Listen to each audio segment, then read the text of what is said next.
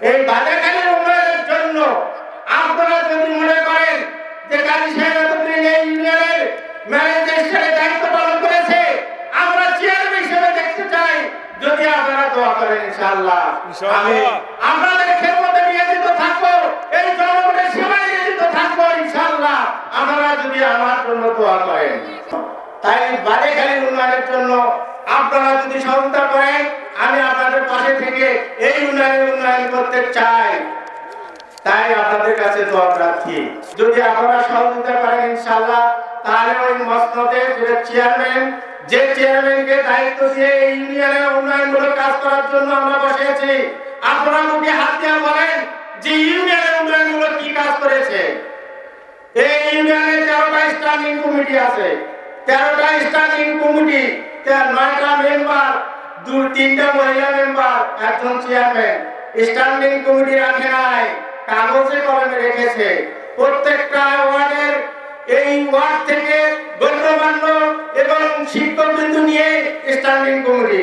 সেই স্ট্যান্ডিং কমিটির কাজ কি? ওই এলাকায় কি সমস্যা, তাহলে আমার বাড়ির ওয়ার্ড মেম্বার ছাড়াও যারা গণ্যমান্য ব্যক্তি যাদের ভোটে চেয়ারম্যান নির্বাচিত হয়, সেই স্ট্যান্ডিং কমিটির কোনো কাজ রাখি নাই।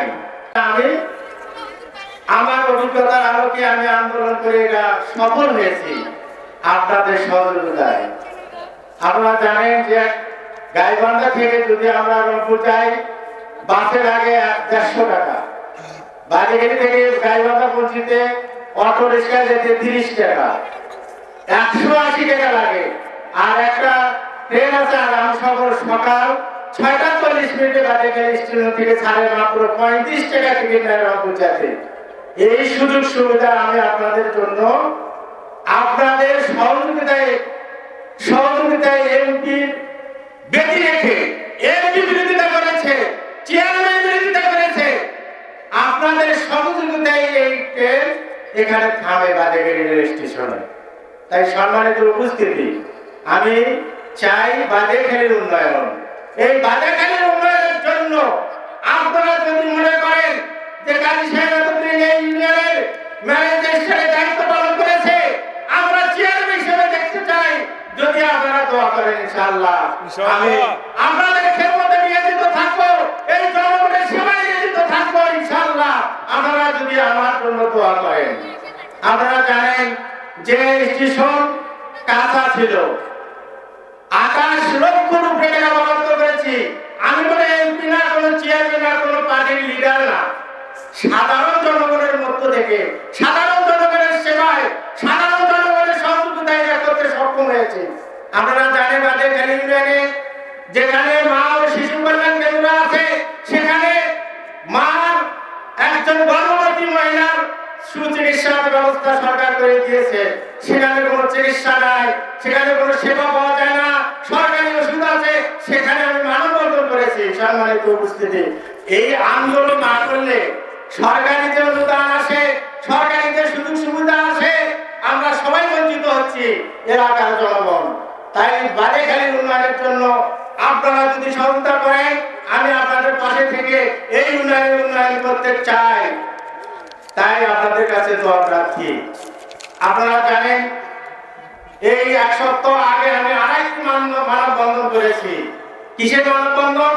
আজকে যে ইলেকট্রিসিটি, এই যে কারেন্ট আমরা ব্যবহার করছি, আর আমরা যে মোবাইল ব্যবহার করি, টাকা না তুললে মোবাইল চালানো যায় না।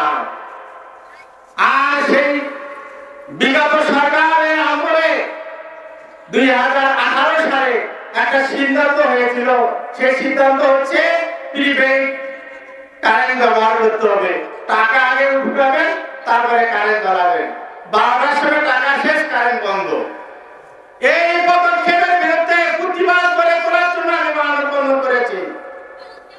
বাজারখালী রেল স্টেশন রোডে মিডিয়া এবং সংবাদপত্রে সব নিউজ হয়েছে। এবার বলা হয়েছে যেখানে প্রিমিয়াম পিটার লাগাতে আসবে, আপনারা সব প্রতিরোধ করে তুলবেন যাতে লাগাতে না পারে। যত ভ্যানালা আছে, অটো রিক্সা আছে, চার্জ না দিলে কিন্তু গাড়ি চালাতে পারবে না। এটা জনস্বার্থে আমি এটাও মানববন্ধন করেছি। এখানে চেয়ারম্যান আছে, এখানে এমপি আছে, অনেক লিডার আছে, কিন্তু পাই নাই। আমি চাই জনসেবার জন্য, মানুষের পাশে দাঁড়ানোর জন্য। এই কারণে আমার এই মেসেজটা দেওয়ার জন্য আপনাদের সম্মুখে আমি উপস্থিত হয়েছি। আমি দোয়া রাখছি যদি আপনারা সহযোগিতা করেন ইনশাআল্লাহ, তাহলে ওই মসনদের যে চেয়ারম্যানকে দায়িত্ব দিয়ে এই ইউনিয়নের উন্নয়নমূলক কাজ করার জন্য আমরা বসেছি, আপনারা মুখে হাত দিয়ে বলেন যে ইউনিয়নের উন্নয়নমূলক কি কাজ করেছে।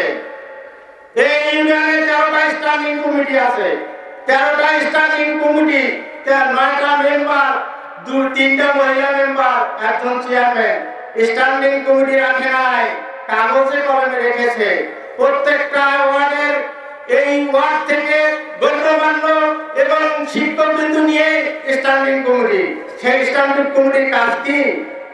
ওই এলাকায় কি সমস্যা, তাহলে আমার বাড়ি ফিরিলেন বাড়ির ওয়ার্ড মেম্বার ছাড়াও তারা গণ্যমান্য ব্যক্তি যাদের ভোটে চেয়ারম্যান নির্বাচিত হয়, সেই স্ট্যান্ডিং কমিটির কোনো কাজ রাখি নাই।